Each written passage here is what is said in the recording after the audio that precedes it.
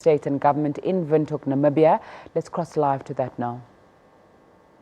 The heights.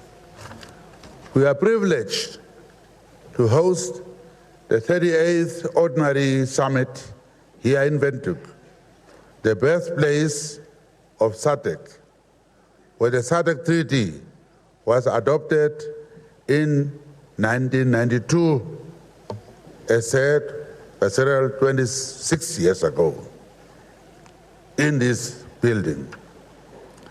Permit me to commend the outgoing chairperson of SADC, His Excellency Cyril Mandela Ramaphosa, President of the Republic of South Africa, for the sterling leadership he has provided to our organization since assuming the chairmanship. I further wish to thank the outgoing chairperson of the SADC organ on politics, defense, and security cooperation, His Excellency João Lourenço, President of the Republic of Angola, for providing steady leadership in the promotion of peace and security across our region. My appreciation also goes to the Executive Secretary and her dedicated staff for the effective manner in which they continue to manage the affairs of the SADC Secretariat. Your Excellencies, the theme for this summit, promoting infrastructure development and youth empowerment for sustainable development, attest to SADC's commitment in taking the agenda of infrastructural development forward and the need for the youth to be at the center of what we do. The theme is a continuation of the industrialization trajectory of the last 4 summits, starting with Zimbabwe in 2014, Botswana in 2015, the Kingdom of Eswatini in 2016, and South Africa 2017. The theme guides us towards the attainment of the goals and aspirations of the region as espoused in the revised Regional Indicative Strategic Development Plan 2015-2020 and the SADC Industrialization Strategy and Roadmap 2015-2063. Infrastructural development is a catalyst for youth empowerment and job creation. It is one of the avenues through which we can address the issue of youth unemployment in the region. It would be remiss of me at this stage not to mention the important role that our women are playing and must continue to play in pursuit of SADC objectives and integration agenda. Namibia has a fervent commitment to gender equality, which is evident in the important role women play in politics. They are well represented in our executive and legislature. The participation of women at the highest levels of governance has been consolidated when the ruling party, SWAPO, took a principled decision at the 1997 Congress to increase the proportion of the female delegates to the party's Congress up to 50%. This was the genesis of the now constitutionally mandated SWAPO party zebra-style 50-50 policy. I wanted to mention this in front of President Kagame because his country is leading the world in female representation. But we had one thing over him, that Windhoek was known to be the cleanest city in Africa. And therefore, while they had highest number of female representation, we were boasting about having the cleanest city. Now again, they took over. That Kigali is the cleanest. But, Mr. President, I organized a nationwide cleanup campaign. And by next year, I hope to say, the mayor is not in his head, that I may come to Kigali, inspect again, and say, now we have regained our position. We are therefore also trying very hard to be number 2. That one, we cannot catch up. It looks like you are far ahead. But we believe in women playing a very important role in politics. Due to our significant progress in the area of gender equality, Namibia was awarded the prize for being the top performing country in Africa by the African Gender Forum, within the context of the Gender is My Agenda campaign. I had the pleasure to receive this award on behalf of our country from Her Excellency Ellen Johnson Sirleaf, former President of the Republic of Liberia. During its chairmanship, Namibia intends to accelerate progress in terms of the empowerment of women. Namibia shall encourage the harmonization of the gender-responsive legislation, policies and programs and projects as outlined in the SADC Protocol on Gender and Development. We are all aware that our aspirations of industrialization and subsequent sustainable development cannot be pursued without the existence of robust governance architectures within our respective countries. It is imperative that we build on the significant progress made in our region by adopting a modern approach to governance characterized by robust processes, systems, and institutions, and no longer centered on personalities. This approach is also part and parcel of the Africa we want, which is characterized by fair and transparent processes, systems, and the ethos of institutions that are beyond reproach. Processes, systems, and institutions are indispensable in buttressing democracy and effective governance. I'm confident that we will continue to make significant progress in the area of governance, especially given the outstanding work of SADC Parliamentary Forum in entrenching democracy in the region. During its chairmanship, Namibia promises to intensify discussions on the establishment of a SADC Parliament. We believe that the SADC Parliament will not only help buttress the governance architecture of the region, but will also be a key driver of our integration and development efforts. We are pleased to note that in SADC, we have a legacy of peaceful transition of power. Following our successes against the forces of colonial occupation, many of our countries were ushered into the area of independence by extraordinary personalities. We are proud to have in our midst some of those extraordinary personalities. We therefore acknowledge the presence of Comrade Sam Safushunya Nyoma, the first president and founding father of the Republic of Namibia. Omake, you are tired, huh?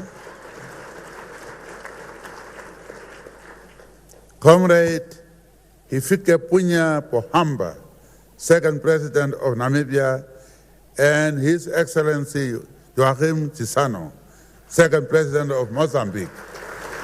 Give them big hands. That's a SADC and Africa we want, where our former presidents can be in our midst, not hiding, but proudly sitting and participating and enjoying. Their presence here today is testament to the legacy of peaceful transition of leadership within SADC. In the SADC Treaty, which I should remind was adopted here in Windhoek, we committed, and I quote, to ensure through common action the progress and well-being of the people of Southern Africa, unquote. I want to reassure this summit that during my chairmanship, Namibia will ensure that SADC pulls together in the same direction and works harder in order to succeed in its agenda of development, economic cooperation, and regional integration. We'll continue to promote SADC agenda in order to realize sustainable development, poverty eradication, food security, peace, youth and gender empowerment.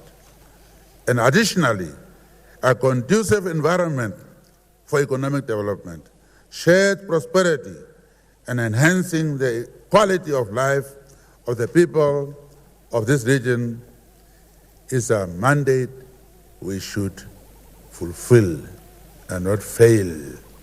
Your Excellencies, this year we are celebrating the centenary of Nelson Mandela, a great statesman of our region and the world at large.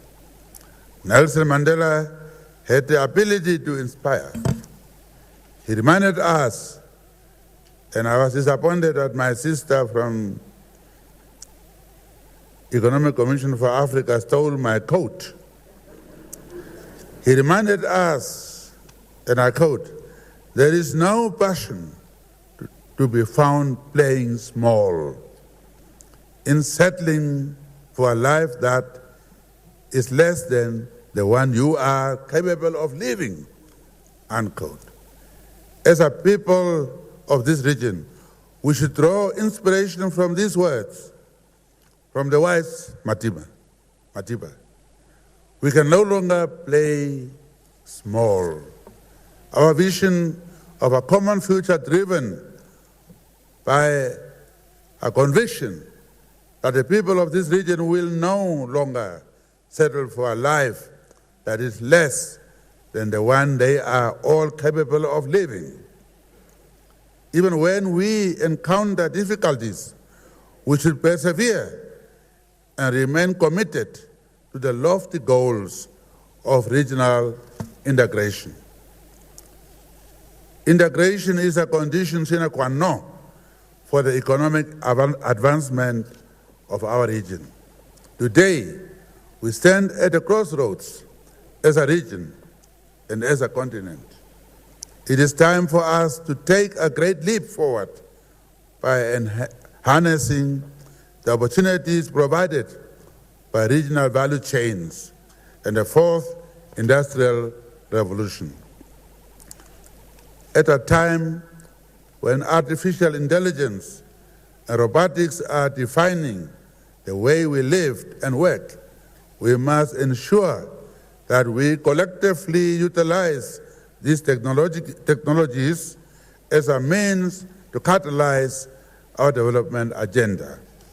Your Excellencies, I wish to underscore the importance of unity in our pursuit to enhance the living standards and well-being of our people. When we move forward as a united force and as a coordinated team, we will overcome challenges and accomplish our goals of ensuring that the citizens of SADC and of Africa in general realize the benefits of socio-economic and political integration. At this juncture, I wish to express my appreciation for the progress made so far in ensuring intra-Africa trade and investment, which has the greatest potential for building sustainable economic development and integration in Africa, as it is the core of our discussion. One of the objectives of SADC, as stated in Article 5 of the SADC Treaty, is to promote self-sustaining development on the basis of collective self-reliance and the interdependence of member states. To spur interdependence and intra-Africa trade, some SADC member states signed the COMESA EAC SADC Tripartite Free Trade Area Agreement. The main objective of the TFTA agreement is to strengthen and deepen economic integration of the Southern and East African regions, and to harmonize policies and programs across the regional economic communities in the areas of trade, customs, and infrastructure development, and movement of goods and people. It is disheartening to learn that some citizens are encountering difficulties moving across borders within our region. South Africans who should benefit from the 5 flights a day that take place between Johannesburg and Windhoek are hindered by the fact that they are required to apply for an entry visa for every single visit. This is a barrier to business and ultimately our aspirations of regional integration. This is why we have taken a decision that Africans carrying diplomatic and official passports can come to Namibia without visa requirements. Eventually, we plan to do away with visa requirements for all passport holders. I am not saying here because bureaucrats pocket vetoed that decision. I'm not saying we should allow criminals to come in. I'm not saying that. Let the clean, proper Africans come in freely as Europeans come in here. Germans give us trouble there. They treat us very badly there. Germans, our cousins. But when they come here, we give them red carpet. That's all I'm saying, let Africans also come in, not the criminals. We keep the criminals away. These days we have these modern passports. Once you come there, you put, I can see who you are. I can Google you also. So please, let's not use the excuses to block Africans moving freely. We're talking before about brain drain. Now we're talking about brain gain when you go to Europe and America and so on. Africans, where they let them gain brains and come back. Within Africa, it's grain circulation. Let Africans come and circulate the brains here. We gain from our fellow Africans. So please, bureaucrats, this time don't pocket veto my statement here. I have a new minister now there. He's here listening, I think. I'm told, yeah, he's listening.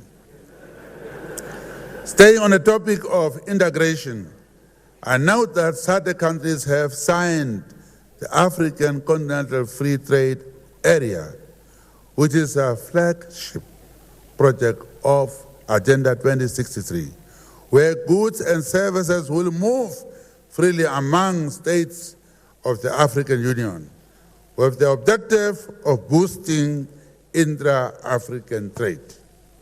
The agreement, which will bring together a market of 1.2 billion people, of a combined GDP of over 2.5 trillion, I saw a little bit more, trillion, reinforces our commitment to the multilateral trading system.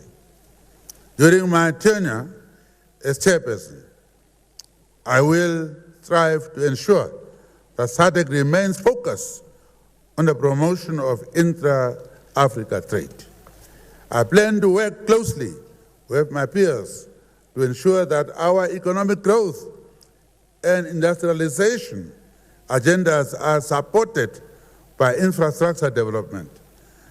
The aim is to foster the consolidation of synergies that will result in the effective implementation of the SADC industrialization strategy and roadmap. We should not falter in our pursuit for industrialization.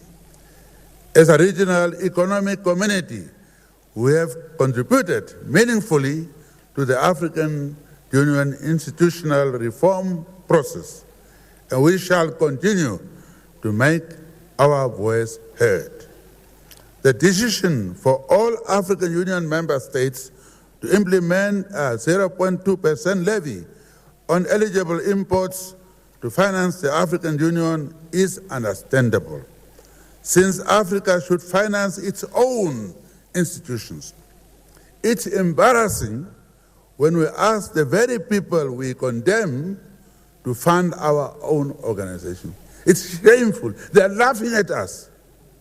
Here we talk big, but we go behind and say, could you please finance us? Our operations in AU. It's a shame. So therefore that is welcome. We therefore support the decision to ensure that African countries should be responsible for funding the AU.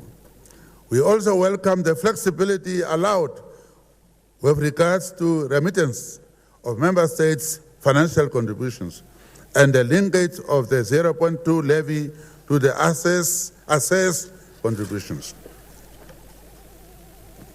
In SADC, most of our countries are net importers of finished products, including food. We are import-dependent countries.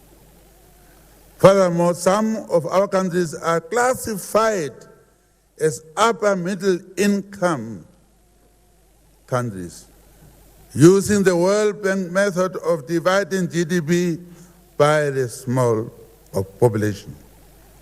Namibia and Eswatini, among others, are classified as upper middle income countries, notwithstanding the fact that we still face many challenges at a socio-economic level.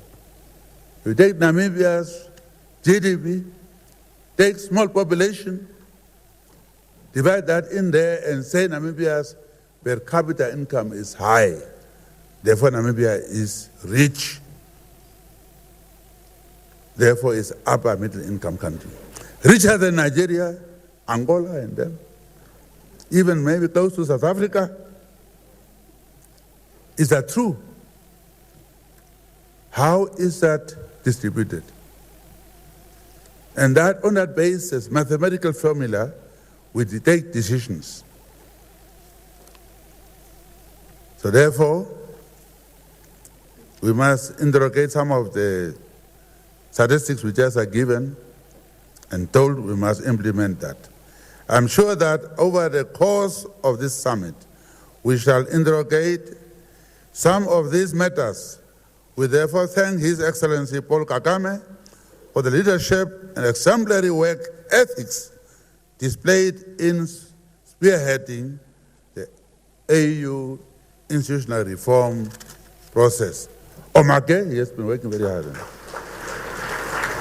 Your Excellencies, without peace and stability, economic growth and development will remain nothing but a dream on the horizon. So far, the SADC region is currently one of the most stable and secure regions in Africa. The political and security situation in the region remains relatively calm, and I would like to take this opportunity to congratulate His Excellency Emerson Mnangagwa and the people of Zimbabwe for having organized the harmonized general elections on July 30, 2018. We are aware that the matter regarding the outcome of these elections is in the courts, and we are confident that whatever the result of the case, peace will be maintained and peace will remain. We were told the elections were very peaceful and fair, so declared by you, SADC. So therefore, we are looking forward to peace. And we listened to the President's statement. We appreciate that. I note of satisfaction progress made in the Democratic Republic of Congo. My brother Kabila made a statement. I don't know whether people put the title to say farewell speech. Secretariat can sometimes put us in trouble. But he made a fantastic statement here, showed the statesmanship. I secretly also saw somebody outside who may be a candidate. It's a very serious process. So we'd like to thank our brother. Thank you very much for leadership. DRC, Comrade Nyoma used to say, is a heartbeat of Africa. And unless we get that heartbeat in proper condition, Africa cannot move. So really, we are looking forward to seeing progress in that regard. And we are glad that also President Kabila is here. He normally doesn't always travel, but he's my brother. Maybe he thought he must come and be with me. Thank you very much. The Kingdom of Lesotho is also making progress. The Republic of Madagascar, following interventions and mediation efforts by SADC and international partners, is also making progress. I would like to thank His Excellency Joseph Kabila again formally. Kabange. I was told now your name is, I think, Kabange. Not I call you Kabila, but Kabange, for having carried out the groundwork for elections to take place in the Democratic Republic of Congo as scheduled in December 2018. Your Excellencies, colonialism represents a serious violation of national sovereignty and is in breach of international law. While colonialism has ended in large majority of Africa, there is still one area that is outstanding. It is only fitting for the people of SADC to reaffirm their unwavering support and solidarity with the people of Sahrawi Arab Democratic Republic in their struggle to achieve their inalienable rights to self-determination. We are not talking about anything else, just self-determination, to implement the UN Security Council resolution.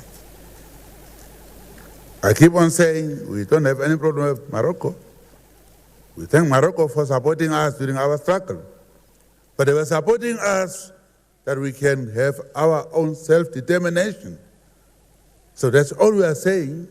Let the people decide one way or another. But that right must not be denied.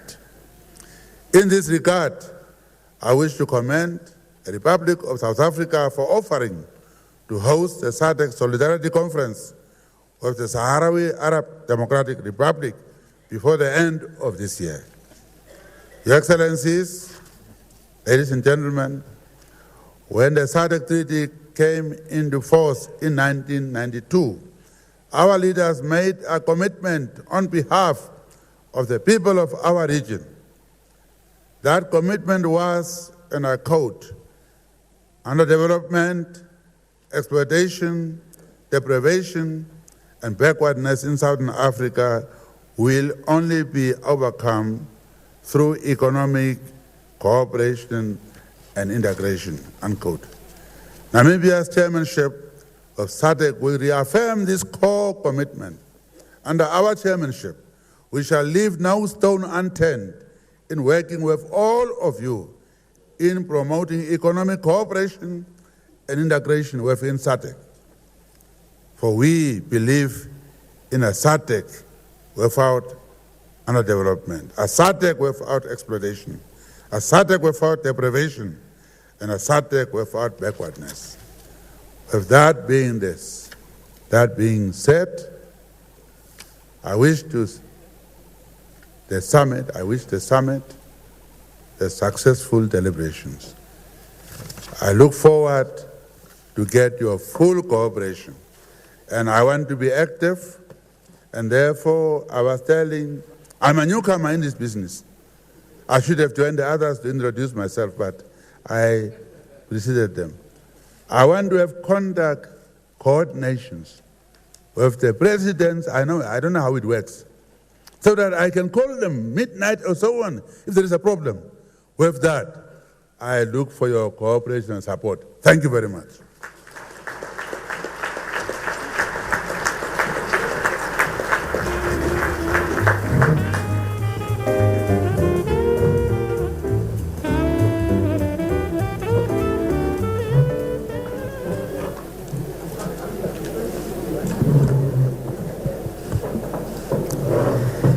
Thank you. That was the accepted speech by the chairperson of SADC, His Excellency President Hage Geingob. We've now come to the end of the official opening ceremony of the 38th SADC Summit.